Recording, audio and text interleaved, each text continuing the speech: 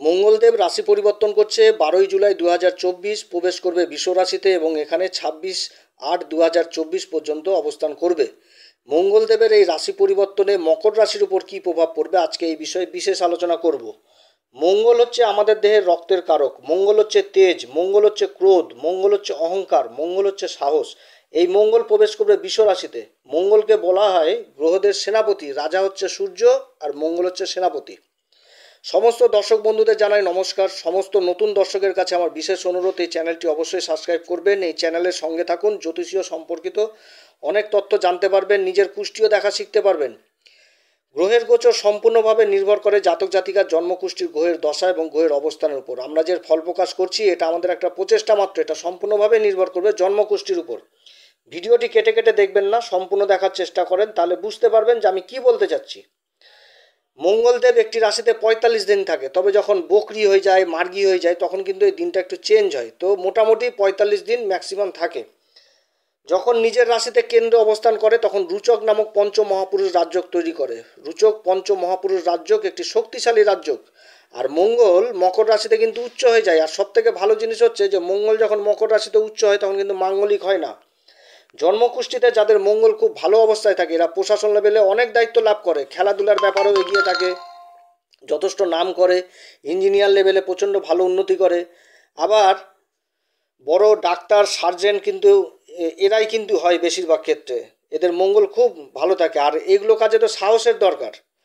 আর যাদের জন্মছকে জন্মকুষ্ঠিতে মঙ্গল দুর্বল হয়, ডিগ্রির দিক থেকে কম হয়, কোনো পাপ গ্রহ দ্বারা দৃষ্টি হয়, তখন এই সমস্ত ক্ষেত্রে জাতক জাতিকারা প্রচণ্ড ভীতু প্রকৃতির হয়। কোনো কাজ করতে গেলে নিজের উপর কনফিডেন্ট লেভেলটা হারিয়ে ফেলে। বিশ্বরাশি কি? বিশ্বরাশি হচ্ছে সুখের রাশি, ধনসম্পদ, ঐশ্বর্য ইত্যাদি কিন্তু বিশ্বরাশি থেকে দেখা হয়। আর এই বিশ্বরাশির অধিপতিকে শুক্রদেব। শুক্রদেব কিন্তু ধনসম্পত্তি, ঐশ্বর্যের কারক। আবার এই বিশ্বরাশিতে দেবগুরু কিন্তু কারক, কারণ দেবগুরুও ধনসম্পত্তির কারক। আর মঙ্গল এই রাশিতে প্রবেশ করছে। মঙ্গল মেষ রাশিতে ছিল, মেষ রাশিটা কি অগ্নিতত্ত্ব রাশি, চর রাশি। এবার রাশির অধিপতি মঙ্গল প্রবেশ করবে বৃষ রাশিতে, এটা কি স্থির রাশি, ভূমিতত্ত্ব রাশি। মঙ্গল যখন মেষ রাশিতে থাকে তখন না জাতকের মধ্যে প্রচণ্ড চঞ্চলতা জিনিসটা আসে, কোনো কাজ করতে গেলে একটা এক্সট্রা সাহস কিংবা ঊর্জা এই জিনিসটা কাজ করে। সেনাপতি যখন কোনো কাজ হাতে নেয় তখন কি হয়, ব্যস্ততা থাকে চরমে, কখন এই কাজটি সম্পূর্ণ করব, যতক্ষণ পর্যন্ত কাজটি সম্পূর্ণ হয় না ততক্ষণ পর্যন্ত লেগে থাকে। আর এই কর্মব্যস্ততা মঙ্গল মেষ রাশিতে বেশি করে। এবার কি হচ্ছে যে বৃষ রাশিতে প্রবেশ করবে। বৃষ রাশিটা কি স্থির রাশি, তো এখানটাতে মঙ্গল প্রবেশ করছে। তো এখানটাতে কি বোঝাচ্ছে যে যখন মঙ্গল তো সেনাপতি, যুদ্ধ করা বা কাজ করা, কর্ম করতে করতে যখন হাঁপিয়ে যায় তখন এই বৃষ রাশি সুখের ঘর, এই ঘরে আসে। এবার এটা হচ্ছে স্থির রাশি, আর মঙ্গল আগে ছিল চঞ্চল, মেষ রাশিতে ছিল, যেটা হচ্ছে চর রাশি। এবার এখানটাতে এসে স্থির হয়ে যায়। হাড় ভাঙা পরিশ্রম করার পর যখন কেউ বিশ্রাম নেয় তখন কি মনে হয়, তো সেই রকম জিনিস যখন মঙ্গল এই ঘরে প্রবেশ করে তখন স্থির রাশিতে এসে স্থির হয়ে যায়। তখন আর গণ্ডগোল, অশান্তি করার একটা চঞ্চল স্বভাব, এই সমস্ত জিনিসগুলো থাকে না। প্রকৃতি এমনভাবে রাশিগুলোকে সাজিয়েছে যে মেষ রাশির পর বৃষ রাশি, কাজকর্ম করে বিশ্রাম বৃষ রাশিতে এসে, আবার তুলা রাশির পর বৃশ্চিক রাশি। তার মানে কি বোঝাচ্ছে যে অনেক বিশ্রাম হলো আবার কাজকর্মে লেগে পড়ো। এই জিনিসগুলো কিন্তু প্রকৃতি সুন্দরভাবে মানে তৈরি করেছে। এবার মঙ্গল রাশি পরিবর্তন করে প্রবেশ করছে বৃষ রাশিতে। আর বৃষ রাশিতে অবস্থান করছে দেবগুরু বৃহস্পতি। দেবগুরু বৃহস্পতি বৃষ রাশিতে রোহিণী নক্ষত্র অবস্থান করছে। বৃষ রাশির অধিপতি শুক্রদেব। আর শুক্রদেব আর দেবগুরু বৃহস্পতি এই দুই গুরুকেই কিন্তু জ্যোতিষশাস্ত্রে আচার্যের ভূমিকা পালন করে, এই দুই গুরুই। আর এই দুই গুরুরই কারকত্ব এই বৃষ রাশিতে রয়েছে। দেবগুরু বৃহস্পতি এই বৃষ রাশিতে প্রবেশ করে, এটা কিন্তু শুক্রদেবের সাথে কিন্তু দেবগুরু বৃহস্পতির সম্পর্ক ভালো না। কিন্তু এই দেবগুরু বৃহস্পতি যে তিনটা নক্ষত্র পাচ্ছে, কৃত্তিকা নক্ষত্র, রোহিণী নক্ষত্র এবং মৃগশিরা নক্ষত্র, এই তিনটা নক্ষত্রের অধিপতির সাথে মিত্রতা সম্পর্ক, যার জন্য এখানটাতে দেবগুরু বৃহস্পতি খুব ভালো রেজাল্ট করে। এবার মঙ্গল এই ঘরে প্রবেশ করেছে এবং দেবগুরু বৃহস্পতির সাথে একটা জুতি তৈরি করছে। এই জুতিটা মানে একটা খুব ভালো জুতি, এটাকে বলা হয় ধনযোগ। এই জুতির প্রভাব প্রত্যেকটা রাশি পাবে কম বেশি। তবে যাদের এই সময় গুরুর দশায় মঙ্গলের অন্তর্দশা চলছে কিংবা মঙ্গলের দশায় গুরুর অন্তর্দশা চলছে, তাদের জন্য এই জুতির প্রভাব যথেষ্ট খুব ভালো হবে। এবং যদি নাও চলে তাও কিন্তু যথেষ্ট ভালো ফল কিছু না কিছু পাবে। মকর রাশির ক্ষেত্রে মঙ্গল হচ্ছে সুখের ঘরের অধিপতি, চতুর্থ ঘর এবং একাদশ ঘর অর্থাৎ লাভের ঘরের অধিপতি। এবার দেবগুরু বৃহস্পতির সাথে রাশির পঞ্চম ঘরে অবস্থান করছে, যেটা হচ্ছে বৃষ রাশি। মকর রাশির ক্ষেত্রে সব থেকে ভালো জিনিস হচ্ছে যে সারা বছর দেবগুরুর দৃষ্টি থাকছে এই রাশির উপরে, এবং তার সাথে মঙ্গলদেবের যে গোচর হচ্ছে পঞ্চম ঘরে, এটা সব থেকে ভালো হতে যাচ্ছে মকর রাশির জন্য এই সময়কাল। কেন্দ্রের ঘরের অধিপতি মঙ্গল পঞ্চম ঘরে অবস্থান করে কেন্দ্র ত্রিকোণ রাজ্য তৈরি করছে, তাও আবার দেবগুরুর সাথে।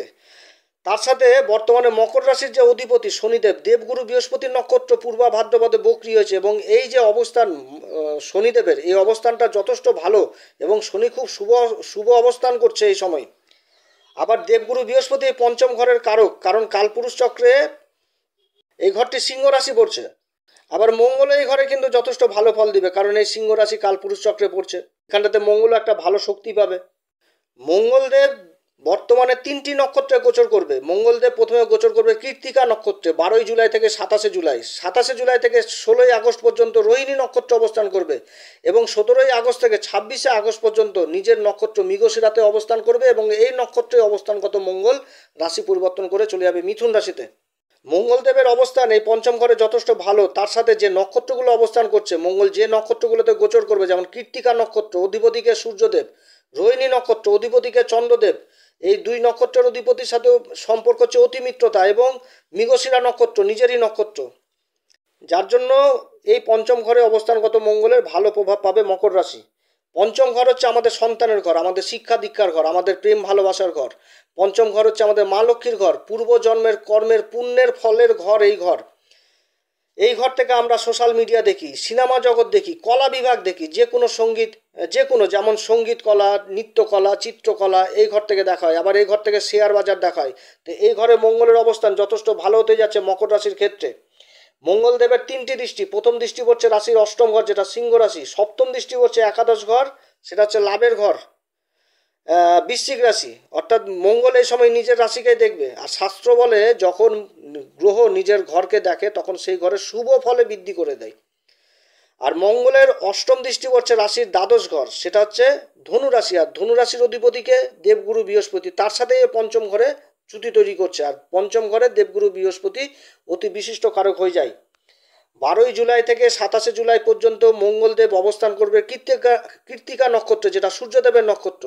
মকর রাশির ক্ষেত্রে সূর্যদেবের রাশি হচ্ছে অষ্টম ঘর। তো এই সময়কালে শিক্ষার্থীদের বিশেষ উন্নতি দেখা দিবে, যারা পড়াশোনায় ক্ষেত্রে ভালো গুরুর সন্ধান করছেন তাদের গুরুর সন্ধান হবে এই সময়। সেটা যে কোনো গুরু হতে পারে, সঙ্গীত শিক্ষার জন্য ভালো গুরুর সন্ধান হতে পারে, চিত্র শিক্ষার জন্য ভালো গুরু সন্ধান হতে পারে, নৃত্যকলা শিক্ষার জন্য ভালো গুরুর সন্ধান হতে পারে, আবার খেলাধুলার জন্য ভালো কোচেরও সন্ধান হতে পারে। এই জিনিসগুলো কিন্তু হবে। আবার যারা ট্রেনার শিক্ষাদান করছে তাদের জন্য কিন্তু এই সময়কাল যথেষ্ট ভালো। এই সময়কাল যারা রিসার্চ জাতীয় বিদ্যার সাথে জড়িত রয়েছেন তাদের সফলতা হওয়ার বিশেষ এই সময়। যারা বহুদিন ধরে অক্লান্ত পরিশ্রম করে কিছু না কিছু আবিষ্কারের চেষ্টা করছিলেন তারা কিন্তু এই সময় সফল হবে, এইরকম একটা যোগ দেখা দিচ্ছে। আবার যারা গোয়েন্দা বিভাগে জড়িত, সিআইডি হোক সিবিআই হোক, তাদের কাছে যথেষ্ট উন্নতি রয়েছে। যারা আবার সার্জেন, শল্য চিকিৎসক, যারা মেডিকেল ডিপার্টমেন্টে জড়িত রয়েছেন তাদের কাছে উন্নতি যোগ রয়েছে, এবং এই সময় উচ্চশিক্ষার জন্য বিদেশ যাত্রা হবে। এরপরে মঙ্গল 28 জুলাই প্রবেশ করবে রোহিণী নক্ষত্রে, এবং 16 আগস্ট পর্যন্ত এই নক্ষত্রে অবস্থান করবে। আর দেবগুরু বৃহস্পতি আগে থেকে এই নক্ষত্রে অবস্থান করে রয়েছে। তো এই সময়কালে এই জ্যোতির প্রভাব সব থেকে ভালো হবে মকর রাশির ক্ষেত্রে।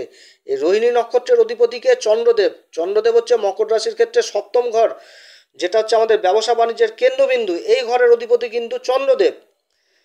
আবার দাম্পত্য জীবনের ঘর কিন্তু এই সপ্তম ঘর। তো চন্দ্রদেবের নক্ষত্রে দেবগুরু বৃহস্পতি এবং মঙ্গলের যে এই যে অবস্থান, এবং এই চন্দ্রদেবের উপর কিন্তু আবার রাহুরও দৃষ্টি পড়ছে। তো এই সময়কাল যথেষ্ট ভালো হতে যাচ্ছে মকর রাশির ক্ষেত্রে, কারণ গুরুর পঞ্চম দৃষ্টি ভাগ্যের ঘরে পড়ছে কন্যা রাশিতে, আর এইখানে অবস্থান করছে কেতু। কেতুও আবার চন্দ্রদেবের হস্তা নক্ষত্রে অবস্থান করছে, আর কেতুর সাথে দেবগুরু বৃহস্পতির নবম পঞ্চম যোগ তৈরি হয়েছে। এই সময়কালে ভাগ্য যথেষ্ট সঙ্গ দিবে মকর রাশির ক্ষেত্রে। আবার দেবগুরু বৃহস্পতি এবং মঙ্গল এই যে নক্ষত্র অবস্থান করছে রোহিণীতে, এই অবস্থানে করে সপ্তম দৃষ্টি দিচ্ছে আবার লাভের ঘরে। সেই লাভের ঘর হচ্ছে মঙ্গলেরই ঘর বৃশ্চিক রাশি, অর্থাৎ পঞ্চম ঘরে অবস্থান করে তাদের জ্যোতির দৃষ্টি পড়ছে এই লাভের ঘরে। পঞ্চম ঘরটি হচ্ছে আমাদের মা লক্ষ্মীর ঘর, আর একাদশ ঘরটি হচ্ছে আমাদের লাভের ঘর। এই সময়কালে মকর রাশির জাতক জাতিকারা যে কর্মে যুক্ত থাকুক, দিনকার প্রতিদিনের আয় ইনকাম যথেষ্ট বৃদ্ধি পাবে, মান সম্মান বৃদ্ধি পাবে, সমাজে নতুন কর্মের সন্ধান এ সময় পাবে। যারা কর্মহীন তাদের কিন্তু নতুন কর্মের যোগ রয়েছে। ব্যবসা বাণিজ্যে নতুন মালের অর্ডার পাবে। হয়তো এমন একটা মালের অর্ডার পেলেন যে মানে কোনোদিন কল্পনাই করতে পারেননি যে এত বড় মালের অর্ডার এই সময় পেতে পারেন। এই সময়কালে বাড়ির বড় ভাই বোনদের সাথে সম্পর্ক যথেষ্ট ভালো থাকবে। দাম্পত্য জীবনে যথেষ্ট সুখ থাকবে। যারা বিবাহ বিচ্ছেদ মামলায় জড়িত রয়েছেন তাদের সুষ্ঠু মীমাংসা এই সময় হবে। যারা ইম্পোর্ট এক্সপোর্টের ব্যবসার সাথে জড়িত রয়েছেন তাদের যথেষ্ট ব্যবসা এই সময় হবে। আবার যারা বিদেশে কর্মরত তাদের জন্য এই সময়কাল যথেষ্ট ভালো।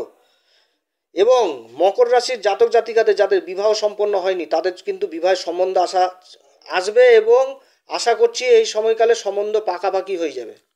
এরপরে মঙ্গল প্রবেশ করবে 16ই আগস্ট, প্রবেশ করবে নিজের নক্ষত্র মৃগশিরাতে। আর এই নক্ষত্রে হচ্ছে মৃগশিরা হচ্ছে নিজেরই নক্ষত্র।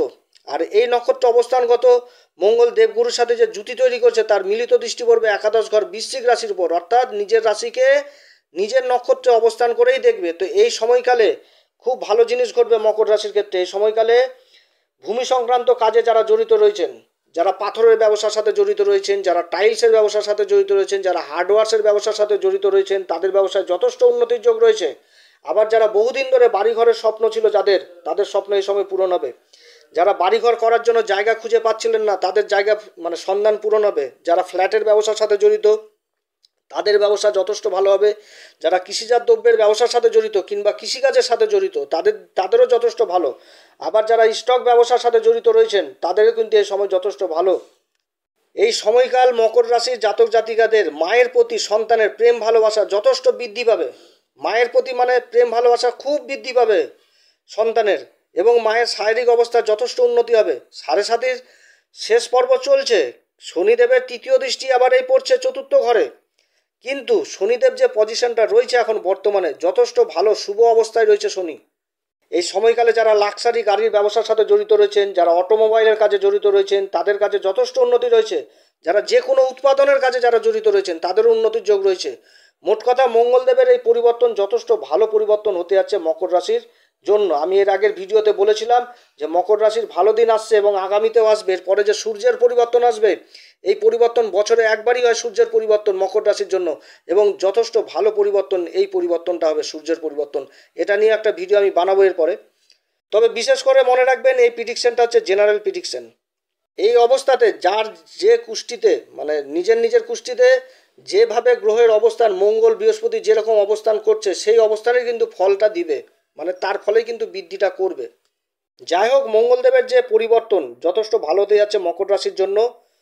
এই সময়কালে কিছু না কিছু ভালো ফল মকর রাশি অবশ্যই পাবে। যাদের কুষ্টিতে গ্রহের দশা বা গ্রহের অন্তর্দশা যথেষ্ট ভালো না তারাও কিন্তু এই সময় যথেষ্ট ভালো ফলই পাবে, এটা আমি আশা করছি। এই সময়কালে মকর রাশির জাতক জাতিকারা অবশ্যই যারা গুরু দীক্ষা নেননি তারা কিন্তু গুরু দীক্ষা নেবেন। যারা গুরু দীক্ষা নিয়েছেন তারা গুরুমন্ত্র জপ করবেন, গুরুকে যথেষ্ট শ্রদ্ধা ভক্তি করবেন, মন্দিরের পূজারীর পা ছুঁয়ে আশীর্বাদ নেবেন, তাদেরকে 5 রকম ফল দক্ষিণা দান করবেন। কোনো সময় ব্রাহ্মণকে ঠকাতে যাবেন না এই সময়কালে।